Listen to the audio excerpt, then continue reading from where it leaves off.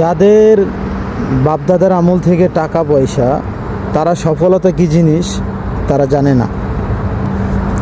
যখন তাদের বাপদাদার সম্পদ যখন শেষ হয়ে যাবে, তারা বোঝে যে তাদের সফলতা তখন কী জিনিস। এখন আমার প্রশ্ন, আপনি কিভাবে সফলতা অর্জন করবেন?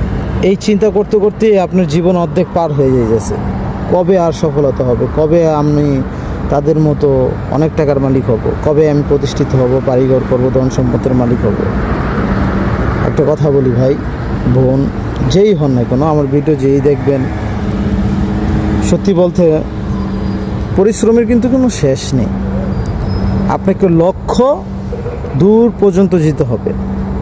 এর ভিতরে আপনার বাধা আসবে, ক্লান্তি আসবে, অলসতা আসবে, মন খারাপ হবে, আপনি চিন্তিত হবেন, এগুলো আসবে। সফলতা আসলে আসলে মানুষের জীবনে অনেক কিছুই ঘটে।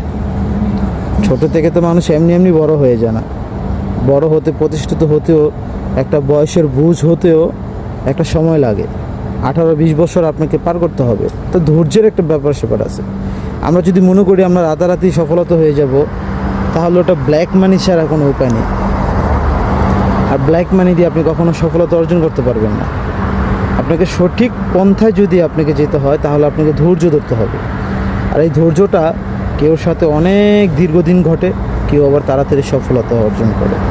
এই জন্য একটা কাজ করতে হবে, সফলতা অর্জন করতে হলে আপনাকে আপনার মনটা পরিষ্কার রাখতে হবে, মাথাটা ফ্রেশ রাখতে হবে, আর সবচেয়ে বড় জিনিস যেটা, আল্লাহর প্রতি আপনার ভক্তি হতে হবে।